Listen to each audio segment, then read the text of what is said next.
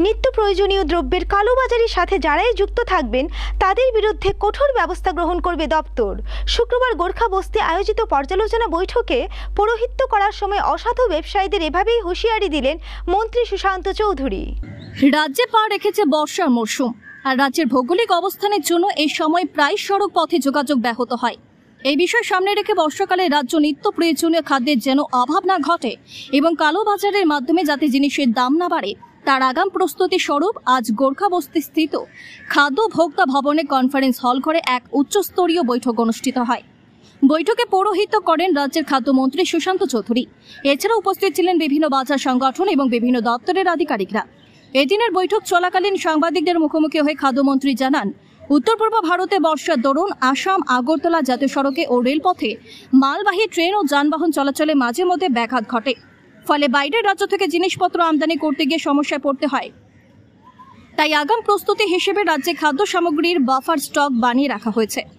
বর্তমানে যতটুকু নিত্য প্রয়োজনীয় খাদ্য সামগ্রী মজুদ রয়েছে তা দিয়ে আগামী কয়েক মাস চলবে। রাজ্যবাসীর দুশ্চিন্তার কোনো কারণ নেই।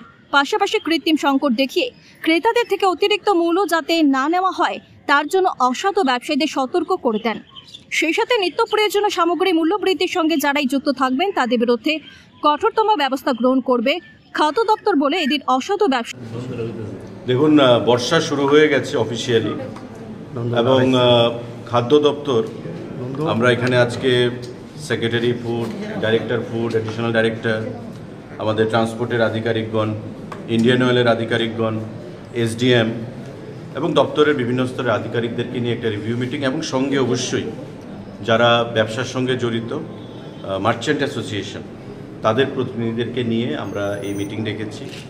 উদ্দেশ্য একটাই, যেহেতু বর্ষা শুরু হয়ে গেছে এবং অফিসিয়ালি আপনাদের সংবাদপত্রেও সেগুলো এসছে, আমাদের আসাম এবং ত্রিপুরার মধ্যে যে কানেক্টিভিটি সেটা বিগত দিনে আমরা দেখেছি যে বিভিন্ন জায়গায় বর্ষার কবলে পড়ে প্রকৃতির কারণে সেটি বিধ্বস্ত হয়েছে এবং যাত্রী চলাচল থেকে শুরু করে বিভিন্ন পেট্রোলিয়াম, পেট্রোল, ডিজেল এবং বিভিন্ন পণ্য সামগ্রী সেখানে যাতায়াতে এবং আগরতলা শহরে আসতে অসুবিধা হয়েছে। এতে করে নিত্য প্রয়োজনীয় জিনিসের আকাশ ছোঁয়া মূল্যবৃদ্ধি হয় কিছু কিছু জিনিসে, আবার কিছু কিছু জিনিস আমাদের খাদ্য দপ্তরের তৎপরতায়, মহকুমা প্রশাসনের তৎপরতায় সেগুলো কন্ট্রোলের মধ্যে আমরা রাখতে সক্ষম হয়েছি।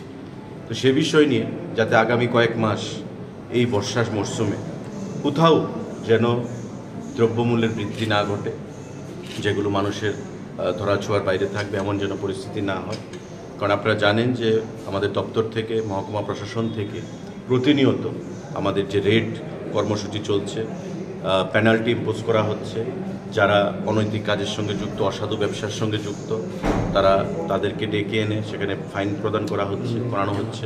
তো এই জিনিসগুলো নিয়ে আমরা এখানে বসবো এবং এই কয়েকটা দিন কিভাবে জিনিসপত্রের যোগানকে স্বাভাবিক রাখা যায়, তৎসঙ্গে জিনিসপত্রের মূল্য কিভাবে নিয়ন্ত্রণে রাখা যায়, মানুষের যেন কোনো অবস্থাতেই অসুবিধার মধ্যে পড়তে না হয়, সে বিষয় নিয়ে আজকের এই মিটিং।